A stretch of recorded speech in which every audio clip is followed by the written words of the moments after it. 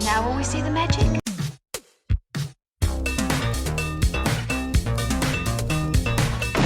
All right, where's Murray? Okay, who is it?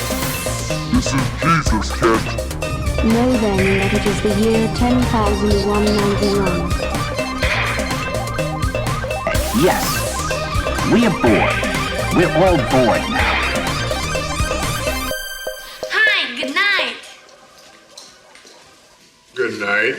Hello, and welcome to Mary vs. the Movies with your host, Mary Jones. And me, Dennis Lang. Okay, why? Why what? Why did you say it that way?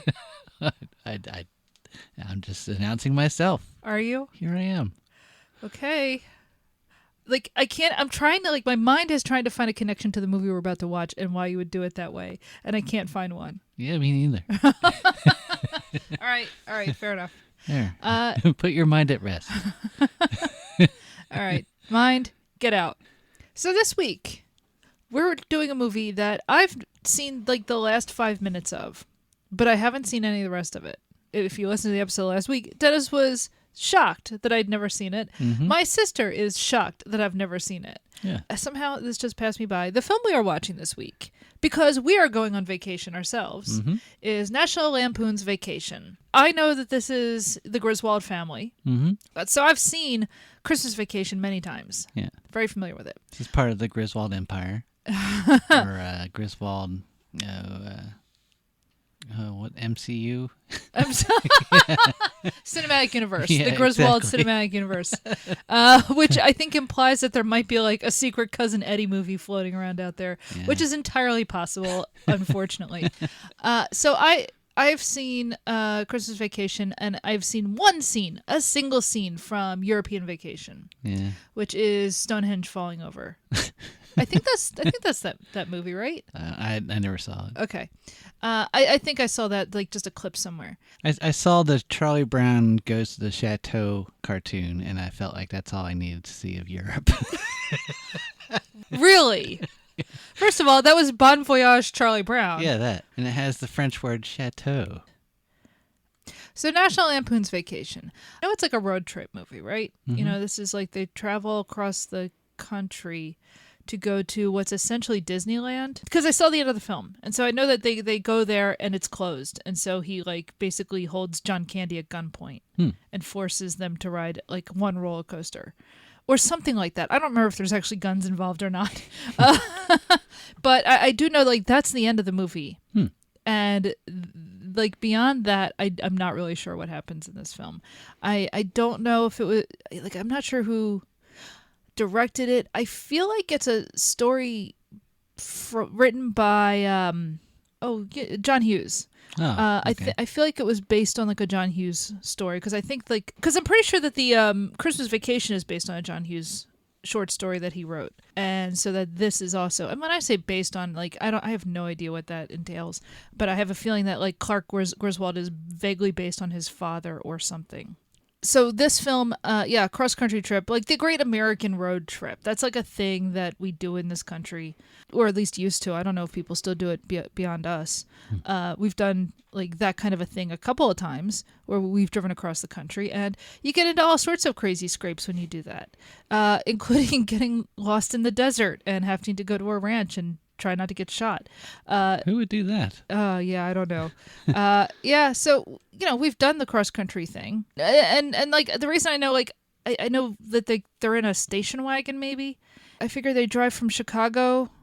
Chicago seems right. Chicago to Southern California. I'm not sure who directs it. I don't know. I don't think this is, Ivan Reitman or anybody. Because it's National Lampoon, I'm not entirely sure who's involved.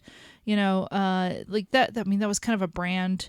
I know National Lampoon was originally the humor magazine at Harvard, and from there a bunch of people branched out and started kind of National Lampoon instead of Harvard Lampoon. Was there other National Lampoon movies before this, or was this the first one? This is the one I remember. Was Animal House? Yeah, Animal House okay. is. That's right. Okay, thank you for saying that. Animal House, I think, is the first movie they did. So that's why, there's something, nibbling at the back of my mind about this movie. Like, I don't know if like Harold Ramis is involved for some reason, but I feel like he might be.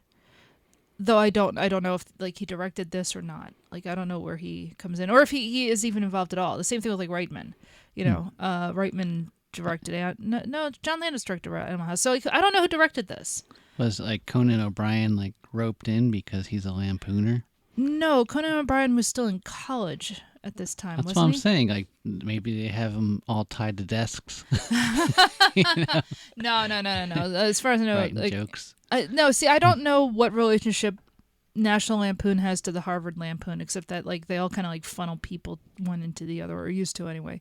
I think like National Lampoon just kind of became a brand, a comedy brand, that kind of, I guess, like helped give birth to SNL, Saturday Night Live, because you had a bunch of different schools of comedy in like the 60s and 70s. So you had like Second City in Chicago, and you had National Lampoon, who I don't know if they were based out of the East Coast or if they were the West Coast. Then you had, God, what was that? What was the LA one that had like Harry Shearer and Groundlings? No, it's not the Groundlings.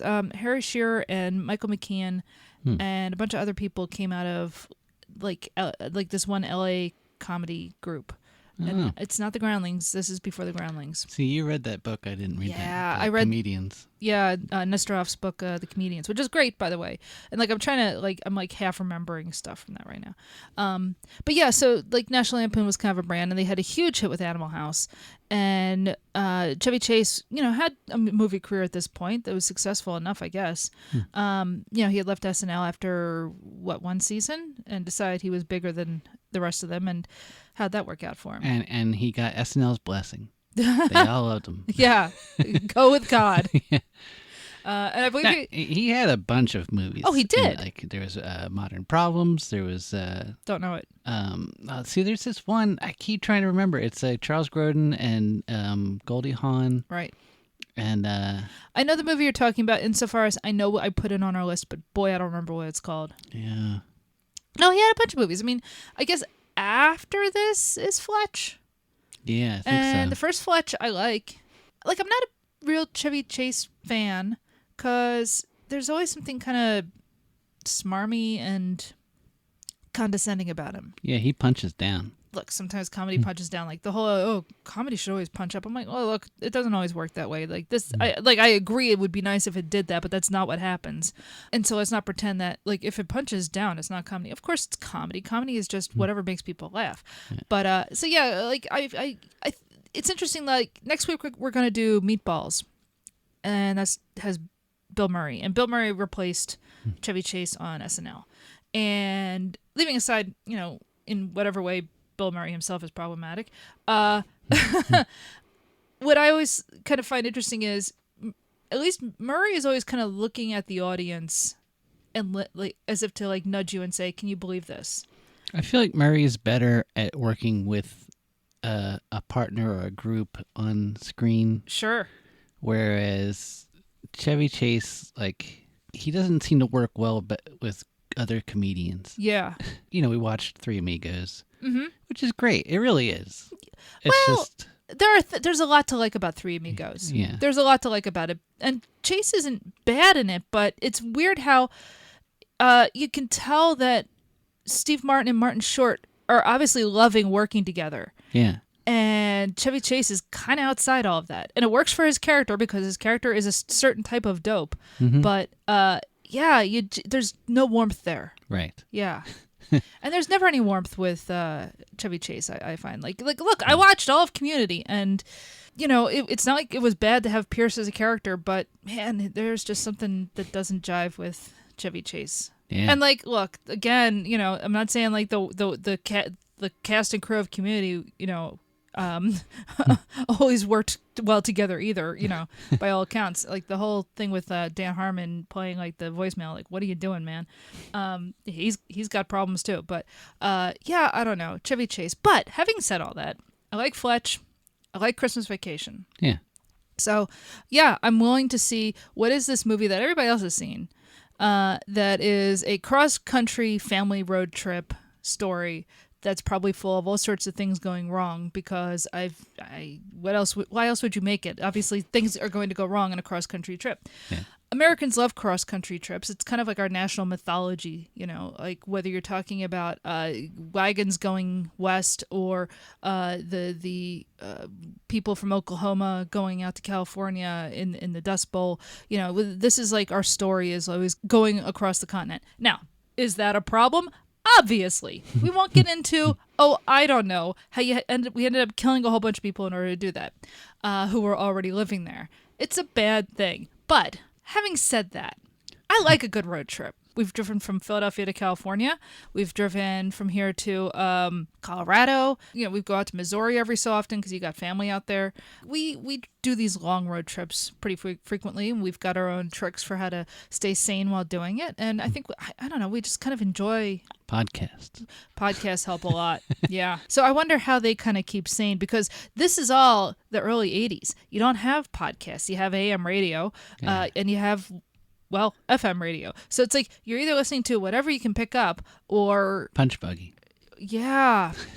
Well, so when I was 8, my family took a cross country but north to south.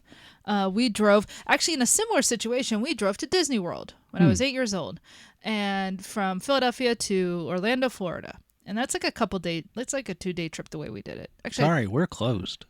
Oh my God, if that had happened, like we were already cranky enough as it is and having our own trouble getting there. No, my God, can you imagine if we showed up, they said we were closed and you've got these 2 little girls just screaming in a ring wraiths. It would have been ring wraiths. It would have been just the most blood curdling thing you'd ever heard. So thankfully, no, that didn't happen. No, but we passed things like south of the border in South Carolina, which is, look, if you've ever been on I-95, you've seen south of the border and all of their, it's not just tacky, it's also like, what are we doing here?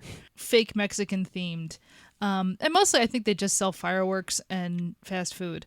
But boy, did I beg my mom, can we go south of the border? Look at all these, signs. It says we're almost there. And I had no idea what would be there. And my mom's just like, absolutely not. And we did not. So it took me until I was an adult to drive by it and go, oh, this is no, there's nothing here. I just knew it as a bumper sticker. Exactly. It was everywhere. Like in the 80s? Yeah. So I've done this trip. I've done that whole family road trip, and you get tired and you're cranky and you're sweaty and the AC is cranked, and it's one of those things where it's kind of miserable in the experience when you're a kid anyway, because you're bored out of your mind, and you have a bunch of coloring books in the back, but of course you get car sick and you can't actually color or anything, and next thing you know you're throwing up on your sister, and it's just nothing but tears for everyone. Wow. It's not good, man. Yeah, we could be separated once or twice, and I remember this was back in the days where you had Stop bed throwing seats. up on me. So this was in a day of bench seats. Yeah. So you could put a child in the front seat between 2 adults. This is a thing which is absolutely illegal now. Anyway, so yeah, I'm excited to watch this movie. When this comes out next week, we will be down the shore in New Jersey. And not even thinking about it, and God only knows if I'll even remember to promote the show. So do you think that there'll be any different family members in this one? Well, if I remember correctly, they kept recasting the kids. Right. Because kids grow up. So I know about that part. And if I remember correctly, in Christmas Vacation, I think the daughter might be Jenny Lewis? Yeah, I think so. Yeah. So I'm sure that it's some other random child actors in this one, but I have no idea who. But it's always Chevy Chase and Beverly D'Angelo. Yeah. And I feel like we do get introduced to Cousin Eddie in this. Okay. I don't know for sure, but I mean, he shows up in Christmas Vacation as if we should know this character. So he must be introduced in this one. And I don't think he was somewhere in Europe. So by deductive reasoning, he must show up in this one, right? But I don't actually know that for sure. Yeah, they're setting up the cinematic universe. They visit him and the Cousin Eddie files. Yeah. The cat. Yeah, the backstory of the cat that gets electrocuted on Christmas. So, shall we go watch the movie? Yeah, I can't really say how do you think it ends, because you know how it ends. I know how it ends. I know we're in a weird situation where I actually know what happens at the end, but I don't really know how they get to that point. It is the movie. So Yeah. vacation. Life is a highway. All right? So let us ride it for 90 minutes. Yeah. Oh, God. Ugh. I feel terrible. Yeah. How do you think I feel?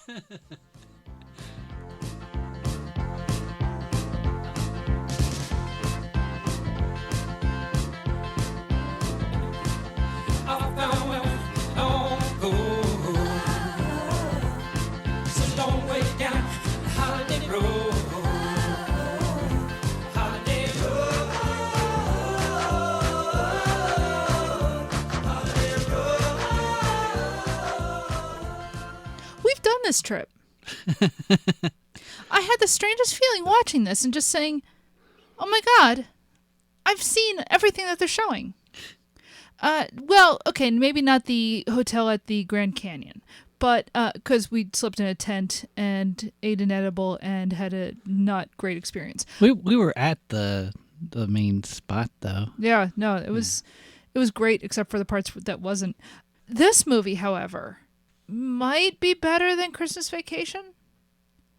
And I say that as somebody who grew up watching Christmas Vacation. Yeah. And like it a lot, but this movie might be better. I think it has better set pieces. It's, I don't want to say sillier than Christmas Vacation, which is itself kind of a silly movie, but I think this kind of earns its silliness because it's playing against the whole backdrop of the North American road trip. You know, like I said before, I'm not really a Chevy Chase person, but God, this movie's actually really funny. Kind of like Fletch. It kind of works with him being a jerk. That's the thing. Like, there is a weird current to the National Lampoon movies in general that I've seen, that there's always something a bit mean inside of them, especially with Clark. He's not a good person at all. Nah. He really is terrible. And the film does not make you like him. Or at least I don't like him as a person. He does things like wear members-only jackets and those white loafers and try to cheat on his wife. You don't get the feeling that you're supposed to like this about him. I don't entirely know what to make of that. But then I also don't entirely know what to make of John Hughes. So there's a sequel that's supposed to be with his kid, I guess Rusty. Oh my God, I think you're right. I completely forgot about this. And if he's still married to Beverly D'Angelo in this movie, that woman is a saint. Get away, woman. Yeah, there is no reason to still be with him. The the 3 movies or whatever is enough. 4, because there's a Vegas Vacation from sometime in the aughts maybe that nobody watched. Absolutely no one watched, and I would not watch. Beverly D'Angelo plays off well against him. Yeah. Rusty is played by Anthony Michael Hall, which I was not expecting. He is great. He actually is really good. You can see why he continued to have a career until he didn't. Yeah. And unfortunately, that's the it probably has something to do with how well he's good at chugging beers. It's a shame. Like, I think any child actor kind of goes through hell. Yeah. And he certainly is one of them, where, especially of that generation. And especially like the really good ones. Yeah. That oh, we can really use this one. Yeah, hop them up on everything. Yeah. It's the whole Judy Garland situation, man. Mm-hmm. I think that about any child I see acting, to be honest. Like, I follow Mara Wilson on social media. She's Matilda. Oh, yeah. Okay, yeah. Yeah, she famously got away. She famously got away, thank God, because, and she'll talk about how, like, messed up it all is, you know. I think Carrie Henn got away. She was Newt. Oh, okay. Yeah. But then you think about like, Corey Feldman and just what a mess he is. And, all the different Strokes kids. Oh, my God. Yeah. It's so funny you say it, because I was just watching an episode, because it's me. I was watching an episode of The Waltons, and Todd Bridges was on. And he is young, man. Wow. He's very young in this, because it's like the mid-70s, like mid to late. And he's so good as an actor. He's really good in this one little role. It's just a one-off. This is, a couple years before Different Strokes. And I just kept thinking, man, it is so sad to watch him on here and know what's coming down the line, you know? So yeah, Anthony Michael Hall is really good in this. And the thing is, I know we're gonna watch some other movies with him in it because I think he's in one of those movies. Like, is he in like 16 Candles or is it the other one? Because like there's a bunch of John Hughes movies I've not actually watched. You know, I've seen The Breakfast Club and I've seen Ferris Bueller, but I haven't actually sat and watched 16 Candles or Pretty in Pink or, you know, a lot of the other stuff. In fact, I don't even know if there is other stuff. Lucky us. Well, but see, I know so many people who like those movies or grew up watching them anyway. I think a lot of people like them, and then as you get older and you watch it, you're like, oh, yeah. Well, but so here's the thing. We talked about how Clark is not a good person. He's got a mean streak. And like, I think John Hughes has a mean streak. Yeah. Like his movies, his protagonists are always terrible people, at least from what I've watched. Ferris Bueller is a terrible person. Absolutely horrible. And I remember as a kid watching that movie and finding it a lot of fun and liberating. I remember watching it at a sleepover that was actually at my house. Somebody brought it over and we watched it. And my mom just kind of shaking her head the whole time like, this is not good. Yeah, as a kid, you're like, yeah, take that, parents. Right. And as an adult, you watch it and just like, no, he's horrible. Yeah, he's horrible to his friend. He's horrible to, Right, because it's not just, he got off from school and got to like go tool around Chicago for the day, which sounds like fun. It's the fact that he as a person is a jerk. You know what? What? Some strong Billy Joel vibes. Yeah. Oh my God, John Hughes is the Billy Joel of movies. Coincidentally, Christy Brinkley. Oh my God, you're right. Right, this movie. Segue. Yes. Congratulations. Thank you. Yeah, this movie introduces Christy Brinkley and this plays off of the whole Clark Griswold is a jerk thing. As they're driving across the country in a station wagon, they keep encountering Christy Brinkley in a convertible. A Ferrari convertible. It looks terrible. Well, I mean, you know, dumb. you hear, it's a Ferrari, and then you look at it and you go, really? That's it? That doesn't look like anything. But yeah, so she's like driving down the highway alongside them off and on. And now you were like, it's totally unbelievable that this, hot girl would be into this weird guy. This kind of paunchy middle-aged dude. But it's Christy Brinkley. Maybe she just has a thing for jerks. Oh God, and paunchy middle-aged guys who are not necessarily good. Oh my God, no, maybe this does make sense. Yeah. I take it all back. Mm-hmm. We figured it out. Yeah. The key. Man. The sad key of John Hughes films. It's funny. I didn't even think about it as we were watching it. But as you say this, it's just like it all fits into place. And it's a bummer. Luckily, we don't get any Billy Joel music in this movie. Instead, we get Lindsey Buckingham. Yeah. With a movie that now just gets played at Christmas time, which is weird. Just because it has the word holiday in it. And in the United States, you can't use the word holiday unless you're talking about Christmas because, I don't know, it's gotten into this whole weird, like you can't talk about holidays in terms of you're going on vacation. In fact, in the beginning of this movie, it's just cards, postcards from around the country. A lot of places they don't go to in the movie. No, but it's kind of fun just watching all these like greetings from wherever. And we did see Lucy the Elephant. Oh my God, I got so excited when I saw Lucy the Elephant. If you don't know, Lucy the Elephant is a giant, I guess, wood, and I forget what the rest of her exterior is, like steel or something. Elephant. It's like a house. It was, I guess, a hotel. Yeah. Sometimes it's a hotel.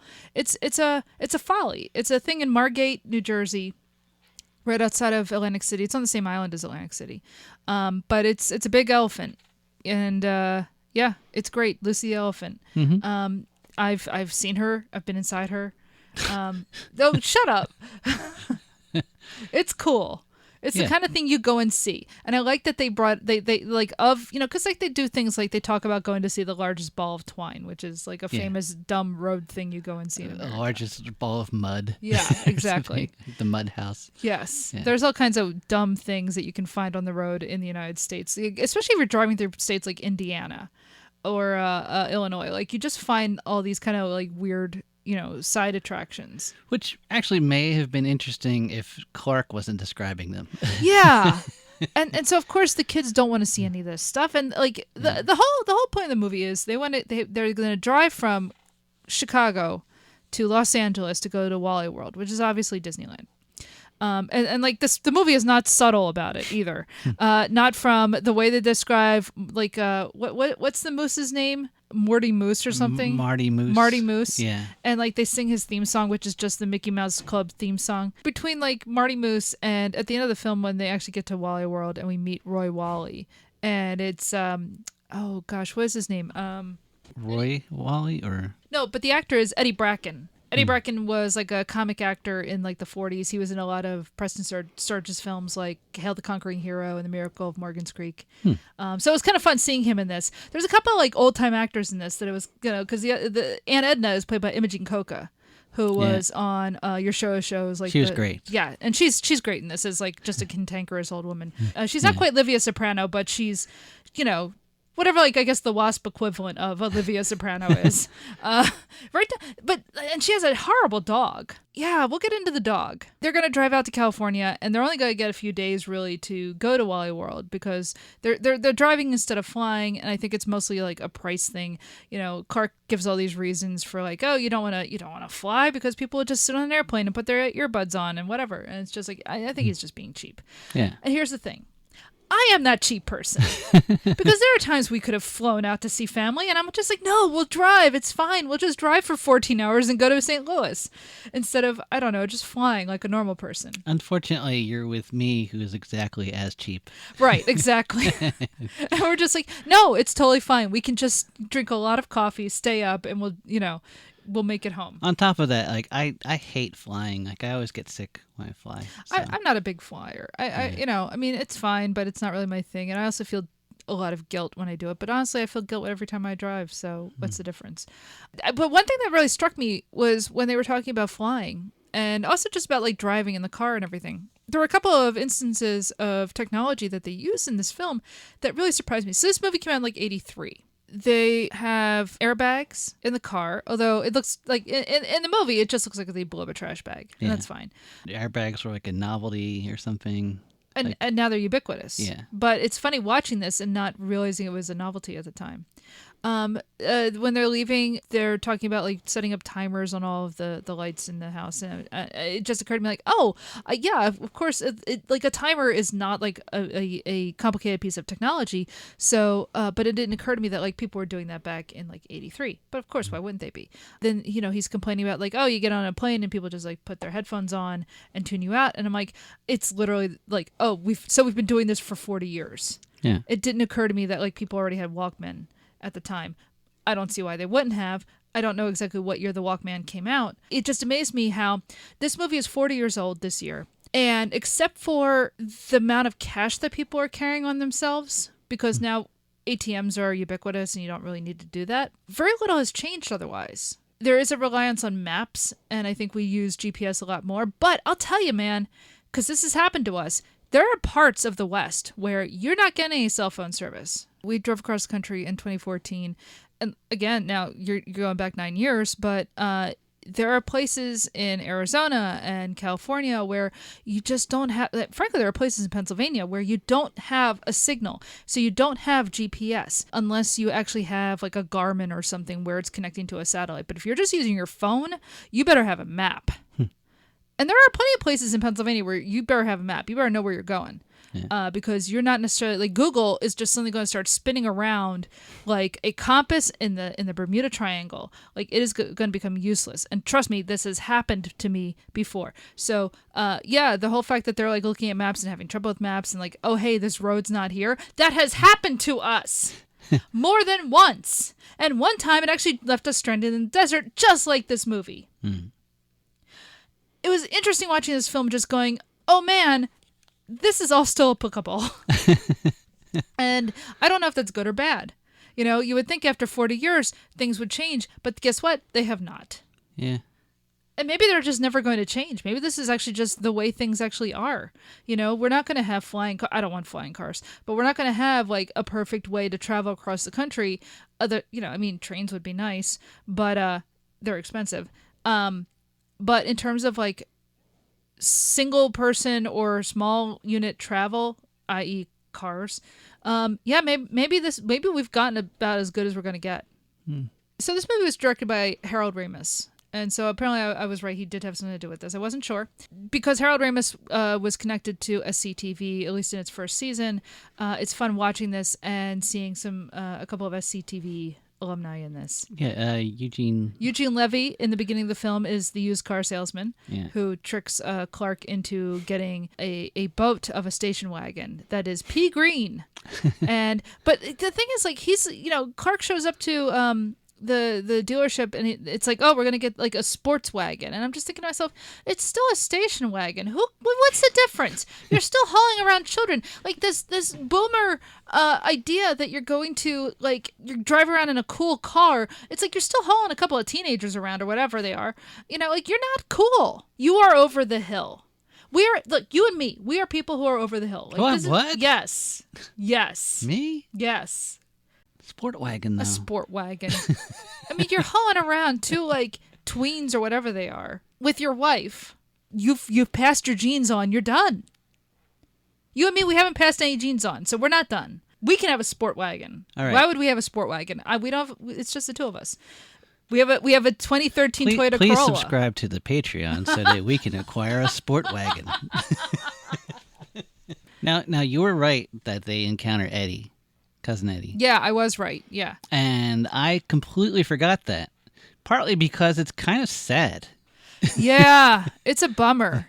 Well, okay, so let's first talk about, they travel across, they leave Chicago and they go down to St. Louis. Yeah. And they get lost and he doesn't take the right highway. And I will say the highways around St. Louis are a little confusing. Oh, yeah.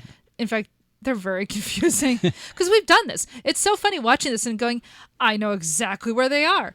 And watching them get off the wrong off-ramp. Yeah, like when they get off there, I'm like, I can totally see how they'd turn on right and then they'd turn right again onto that bridge. Yep. And then they're stuck in East St. Louis. Like, I can't imagine it would take 4 hours, from day to night to get stuck in East St. Louis the way they did. But time is a little elastic in this movie, and that's fine. Whatever. I mean, well, no, I take that back. It's not whatever, because here's the thing. So they end up in East St. Louis. So, I mean, East St. Louis is sort of the Camden of St. Louis. It's one of these scenes where, on the one hand, sure, there is something funny about the upper middle class white suburban family getting stuck in the ghetto and not knowing what to do.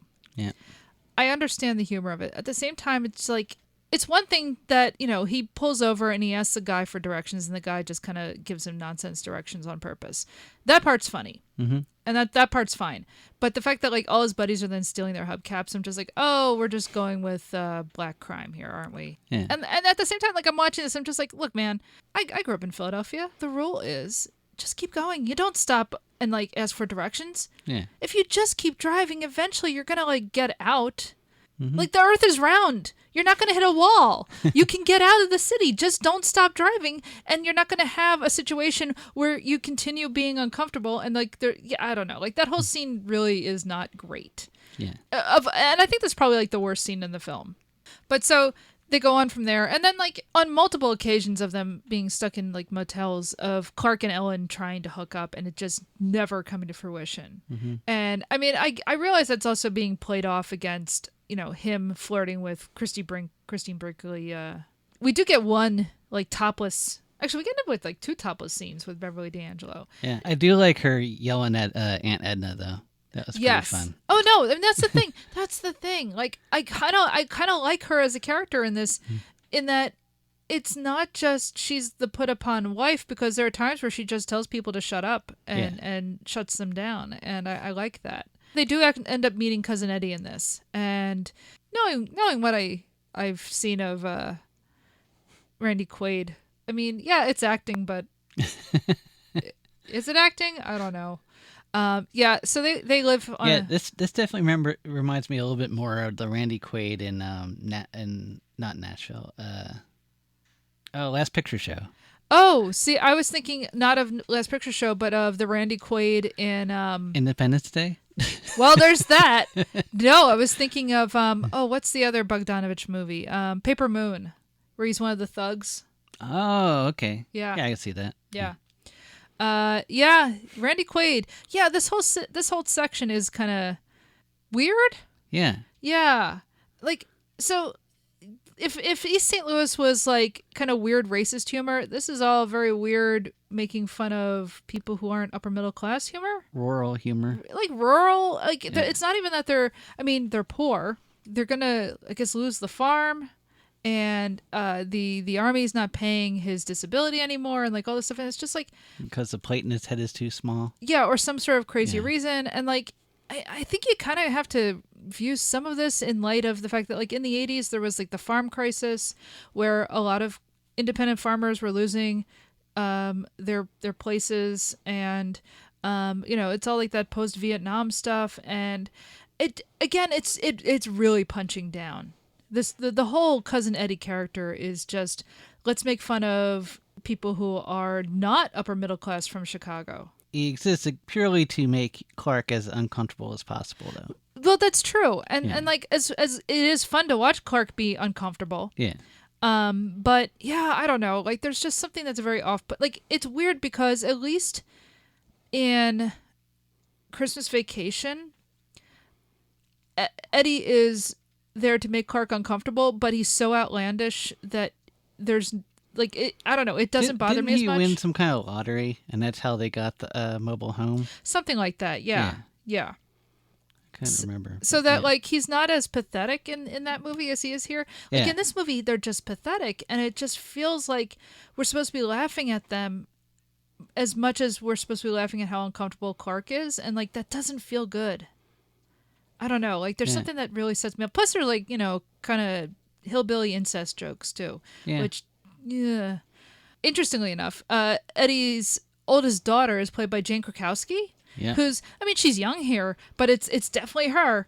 Oh, yeah. I mean, it's funny, like looking it up, and because I'm just looking at this girl, and I'm just like, I wonder who plays the daughter. Once you pointed it out, it's like you can't not see it. Absolutely. It's like she has the same energy, like just bright-eyed and like bright-eyed and weirdly aggressive. Yeah. And yeah, in visiting Cousin Eddie, they get saddled with Aunt Edna, which is Imogene Coca. And since they're going to be driving sort of that way, they're supposed to drop her off in Phoenix. And so then like part of the movie is just dealing with this cantankerous old woman and her frightening dog. Plus Clark, he has it planned down to the hour or something. Yeah. But then he keeps planning these like side trips, and it's, I don't know. Yeah, it's one of those things where it's like he's supposed to be extremely regimented in like how much time they get to spend on the road for doing this stuff, but then he has scheduled in all these weird like side trips. Yeah. Okay, but here's the thing.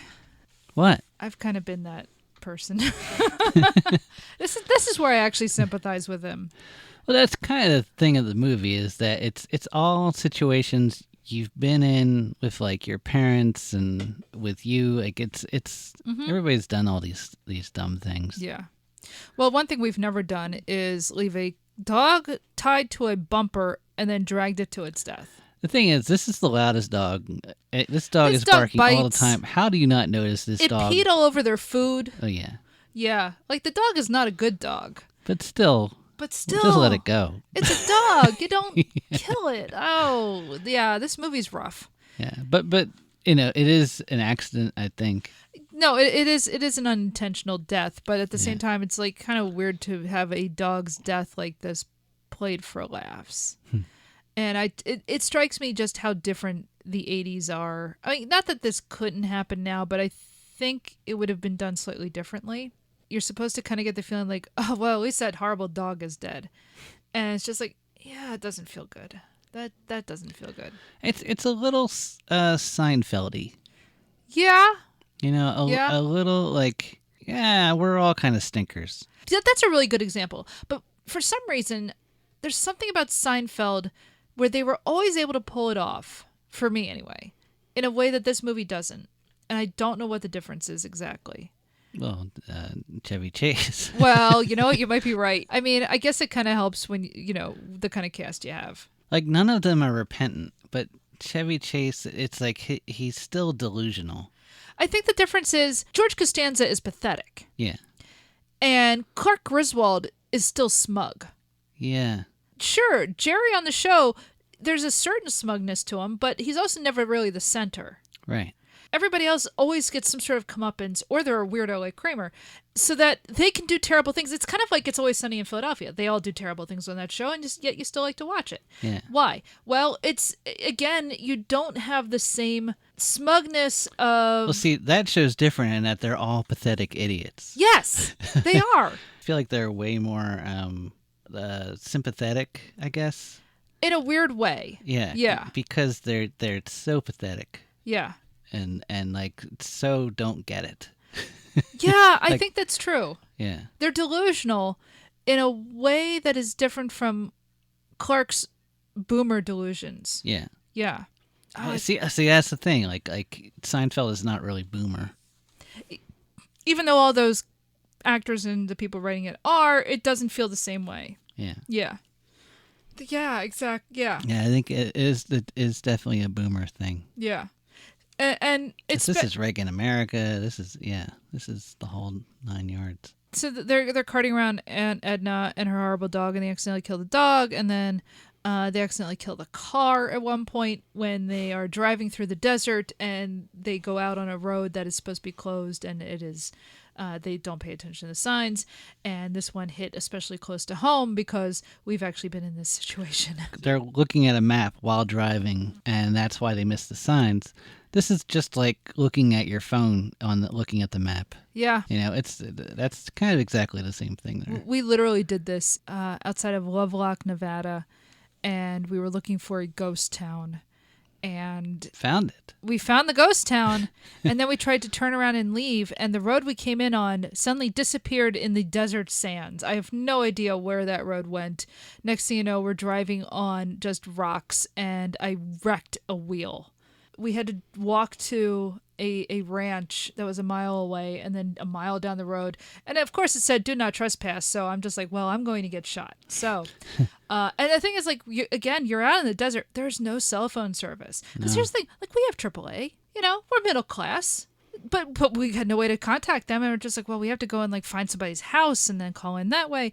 And so we go to like this this ranch out in the middle of the desert. Apparently, a guy's house where he has a church in his barn, and he dresses like an Old West preacher. And it was a very uncomfortable situation, to be honest. He had a cool mustache. He had a very cool mustache and a lot of guns. Yeah. And a lot of dead animals on the wall, and it was a very weird situation. And he kept talking about how it was a very windy season outside because it was an election year, and he just kept talking about how it was an election year, and I didn't know what that. Well, I knew what it meant, but I didn't want to get into it, and it was a very weird. It was a very uncomfortable situation. But they did feed us. They did feed us. Yeah. That's the thing. Like, they were very nice to us, but it's also kind of like, I don't know. It was, yeah. But anyway, so yeah, watching this, it was just, with them stuck in the desert, and Clark goes off wandering into the desert trying to get help and not getting any. It hit close to home. That whole scene is actually filmed in Monument Valley, which is an amazing landscape. I mean, it's really beautiful there if you ever get a chance. I mean, there's a reason John Ford made so many movies there. And it is fun watching this and just being like, oh man, like, yeah, if you're going to get stuck in the desert, Monument Valley, it's a beautiful place to be. So the family ends up getting rescued by some Navajo guys on horseback. And, I mean, it's a great scene where, Clark is just wandering around with his pants off in the desert, like, by himself. And these two guys on horseback just look at him like, oh, my God, what an asshole. Yeah. and it's, I don't know, there's just, like, that. I'm not saying that redeems the rest of the film in terms of, like, the racial politics, but it's kind of a nice moment. And they're the ones that saved the rest of the family. And get them to the mechanic who rips them off. Though there's a camel. Yeah, they mentioned a camel, like, and we never get to see the camel except in photographs at the end of the film, and I really wish we had seen whatever scene had a camel. As they make their way towards Phoenix, Aunt Edna dies, and, like, there's a whole, like, what do we do with Aunt, like, and, I mean, yeah, the film's a farce, I get that, but it still feels really weird to see them leave a dead body outside of somebody's house in their yard. Yeah. We brought up Seinfeld, we brought up It's Always Sunny, and, like, those films, those shows are so heightened, and this film is more of a farce, I guess. And yet, I don't know, like, there's just something weird about watching them, like, kill the dog and then, like, the aunt dies and they just leave the body. And it, like, because there are characters that comment on, like, how this is horrible. I think that's what does it. I think it's the fact that you have Rusty, when Clark goes to kind of, like, try to cheat on Ellen, Rusty's just like, what are you doing? Yeah. The fact that Ellen's just like, you can't just leave my aunt laying in the yard like this. The fact that, like, people are constantly telling him, you're doing a horrible thing. and he never really learns. Yeah. And I think that's why this film feels really weird. Like, this is a very funny movie. There's a lot that's really funny in it. And actually, Chase is really funny in, like, some of the physical comedy that he does in this. Like, it's not like it's not a fun movie. And I had a lot of fun watching it. But, I don't know, like, everybody knows he's a terrible person. Yeah. But the film never, like, is not on his side. Hollywood is full of, like, terrible people that people all like. You know, like Absolutely. So Tony Soprano, Homer Simpson, Archie Bunker. He's another one, although it's like they have a charisma and he is something different. Yeah, I think you're right. The charisma is a thing, and like, I don't think Chase has that charisma. But there's something about this movie where that works. Yeah. No, and that's what's weird. Is like it is still a fun movie. It's Yeah. still fun to watch, and I think the fact that like he like there's a scene where after they've dropped off Edna's corpse and they end up at a hotel on their way, and that's like a whole thing where like they won't accept a check, and so he like steals from the cash register and stuff, And gives them $1,000 check. which is so dumb. It's just like, why did you leave the check? You could have just taken the money and run. Yeah. Like I actually, that's the one part of the film I actually got mad, because I'm just like, why would you leave the check behind? You think you're being honest, you're just being a dummy. I bet they did different takes of that, and they're trying to find a way to make him a little more likable. Yeah, I guess like by leaving the check it makes him more honest, but I just Yeah. thought, no, don't leave the check. What are we doing? They drop off the body, and we end up at the hotel, and he runs into the Christy Brinkley character one last time. Oh, this is after a fight. Yeah, basically he has a fight with Ellen. Because he just left her aunt on the porch. And then so when they get to the hotel, like, she is so angry with him. And rightfully so. His whole response is, well, I'm not getting laid, so I guess I'm going to go down to the hotel bar. Wearing these loafers. Wearing those white loafers that Eddie gave him. And the loafers are horrible, but they're nowhere near as bad as the members only jacket he wears. Only members have that jacket, babe. He's down in the bar and he comes across Christy Brinkley, and she just says, After failing with two girls. yeah, I mean, I like the fact that, he tries to pick up a couple of girls, and like it's all wordless, which is good. Yeah. That's one of those things where it's interesting to watch, because this is where adult culture in the early 80s still kind of looks like the 70s. Oh, yeah. This could easily have been filmed in a singles bar in 1978. Yep. Culture and trends are not light switches. They don't just flip over. Because this is not a film for young people, this is not a youth culture film. And it's not. This is definitely a movie for boomers. Yeah. Because, it's all about like boomer nostalgia for taking a road trip with your family to go to Disneyland, right? And the fact that like this bar that he goes to does not look like hip at all. I mean, I like it. I would totally hang out in this lounge. Yeah. But that's my own weird thing. I don't know. It's kind of fun to see and just be reminded that time is not exactly what we think it is. And, culture, it changes in fits and spurts, and not all at once, and not in everywhere. But so, yeah, he tries to pick up two women and it doesn't work. And so finally he encounters Christy Brinkley, and she flirts with him and says, let's go swimming in the pool. He says he owns a chain of hotels. Oh, yeah, he's lying to her immediately. Yeah. That Which he she owns knows the right hotel. away. And she's like, oh, I thought you'd be part of the CIA. He's like, oh, that too. Yeah. I mean, it is a silly scene, and it is a funny scene. So she's like... So she's found her Billy Joel, finally. For the longest time, she's been searching. Oh, God. Yeah, she sure has. And so she's like, let's go swimming in the hotel pool, which is outside. And remembering, of course, that this is like, I guess, like around Phoenix maybe, or the Grand Canyon, or somewhere in Arizona. I'm not sure. Because they're not in L.A. yet. Yeah. So this is somewhere out in the desert. So you got to remember, it would be cold, actually, when you think about it. So they go swimming, and because it's freezing cold. And, I mean, it is a funny scene it's one of these things where it's like, it's funny, but he's so horrible.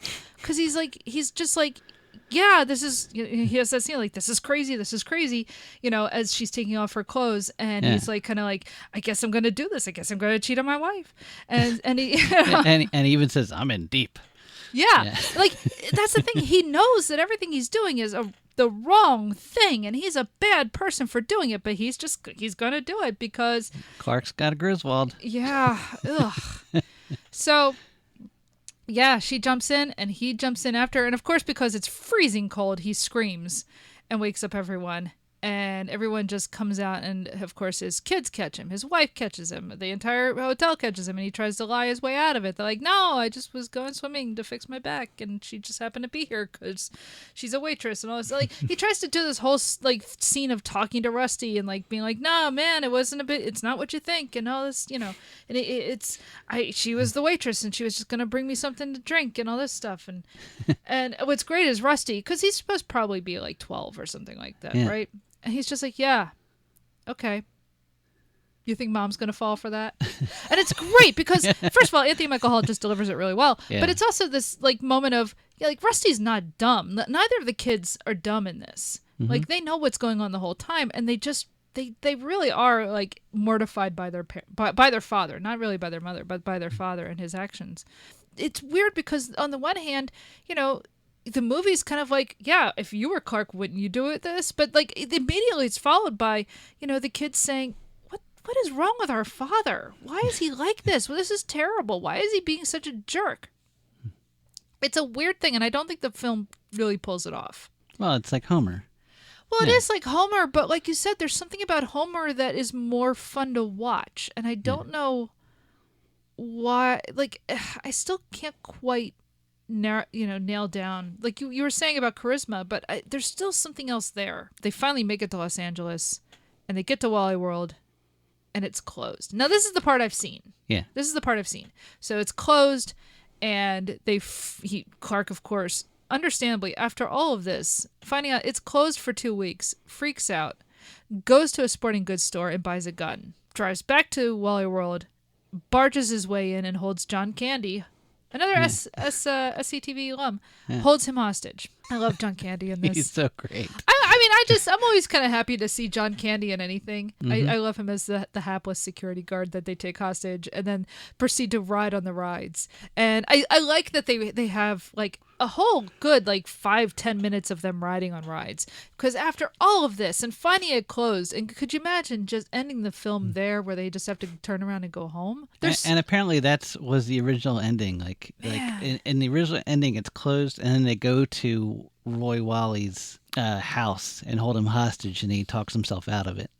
Yeah, it's funny because they end up using the whole hostage bit in Christmas Vacation. And that works. But, and that works a little bit better. Like, there are things that they definitely, like, I didn't realize they reused certain ideas in Christmas Vacation, and they tone them down, and they make them a little bit more realistic in that movie, so that I think they work a little better. But here, like, this is so over the top, but it works. There's something very fun about watching the family on, like, the roller coaster. So, like, we're on, like, a whole roller coaster. 2 of them, actually. Yeah. Like, we get to ride a couple of rides with the family at the end of this movie. It really does feel like a payoff after everything. You actually just get to sit with this family and ride a couple of rides. Yeah. And I have like, on a big screen, this must have been kind of fun. I like theme parks. I like going to amusement parks. I like roller coasters. Dennis does not like roller coasters. No, because my head's going to come off. Your head is not going to come off. I like Ferris wheels. I hate Ferris wheels. They are slow, and you're going to die. That cart is going to detach, and you're going to drop to your death. But my head will be fine. No! I like them aesthetically. I never want to go on another Ferris wheel. The last time I was on a Ferris wheel, you got me drunk. That's fun. It was not fun. So a SWAT team appears. And again, they reused the SWAT team in Christmas Vacation. Yeah. Because he has taken people hostage. I think they actually copied the end of Butch Cassidy and the Sundance Kid for this scene. Why do you say that? Just the way they fill in the areas when a SWAT team in that like one shot. Because there's that one scene in at the end of Butch Cassidy where they're surrounded and like this army comes and they all set up. I don't know. It's just the shape of the openings that they were filling in reminded me of it. You might be right. It's been a few years since I watched that movie. Yeah. It didn't occur to me. Yeah. Roy Wally, who is our Walt Disney stand-in, shows up and with a Walt Disney mustache and everything. Yep. Oh no, it's again, it's not subtle. Yeah. Clark kind of gives a sob story of after all this and traveled and everything else, they talk him out of essentially sending them to jail. And that's the end of the film.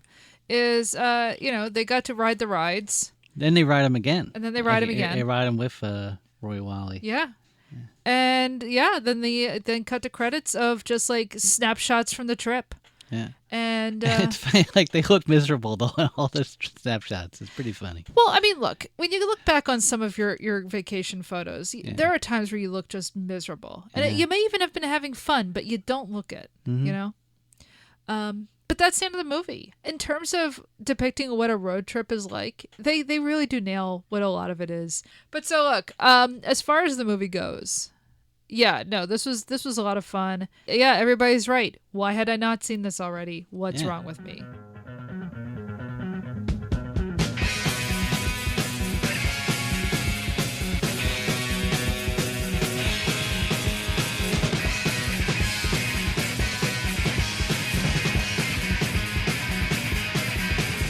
Put it in the great outdoors. Guidebooks tell us where to go. With a big old warrior. Smooth out traffic, climbing hills, 30 gallons to the mile.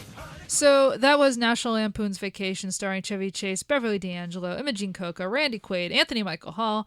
Dana Barron was the first Audrey. Eddie Bracken, Brian Doyle Murray, Miriam Flynn, James Keach, Eugene Levy is in this. John Candy is in this. Christy Brinkley, Jane Krakowski. Like, there's a lot of people actually in this movie. Yeah. Directed by Harold Raimis and written by John Hughes. This is a lot of fun, and I would, yeah. If I caught this on cable again, yeah. No, there's enough in this that's very, very funny, that it can kind of overcome my own distaste for Clark Griswold as a person.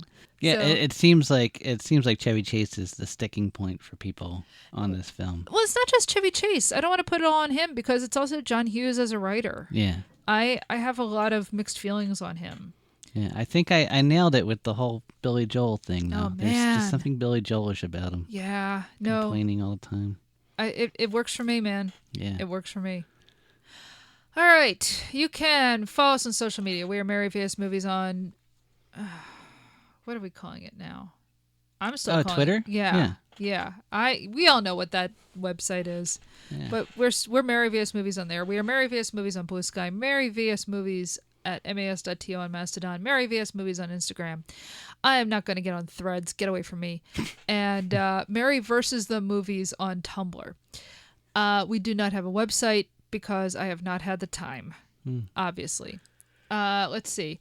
We are on all of the major platforms. You can listen to us on Apple Podcasts, where you can rate and review the show. We would really appreciate it if you would. You can rate and review us on Spotify, which would also be appreciated. And, of course, you can listen to us through pretty much any podcatcher of choice. We're on Google Play. We are on Overcast. We're on, pretty much wherever you get podcasts, as far as I'm aware. Let's see. We have a Patreon where you can help support the show. And for $3 a month, you will also get access to our second podcast, Hollywood Avalon, where we watch films of an Arthurian bent. The most recent film was Kid It Would Be King, but by the time you listen to this, Night Riders may have already come out because we've already watched it. I just have to edit it. And Night Riders was amazing. Watch it now. Seriously, Go watch it. Go watch Night Riders. Seriously, it's a great movie. I loved it. Is it the best one we've seen so far? I think it might be. It might be, actually. Yeah. Kid It Would Be King was great. That was great. Well, I mean, Indiana Jones and the Last Crusade, I think will always That's good too. be one of the most important films in my life. It kind of helped form me as a person. But we have three good ones so far. But we've had three really great ones. Yeah. And some stinkers. Yeah, well, one stinker. Yeah. Yeah, I really hate First Night. But anyway, yes. We're at 6 already. Right? Yeah, we sure are. Huh. Yeah, we're up to 6 episodes. So yes, if you join our Patreon, that's patreon.com/MaryVSMovies, you can help support the show, and we will send you stickers and buttons once we can find all of our button and sticker making materials in the house. Yeah, I'm sorry about that, because I know we owe some people some stuff. And you will get it. I swear. It's just that we moved in June and it's August and we're still trying to figure out where everything is. I know. But anyway. Reminds me of Tom Sharpling when he'd be like, "I'll get you your shirts." Yeah. I mean, that's kind of the situation we're in right now. But you can get access to the podcast immediately. So yeah, that's patreon.com/MaryVSMovies, because the show takes, money and effort, and, we pay for the Libsyn service. We pay for a Zoom account so we can do interviews with guests and stuff. And we need a sport wagon. And we need a sport wagon for our next road trip. So, go and support the Patreon if you feel up to it.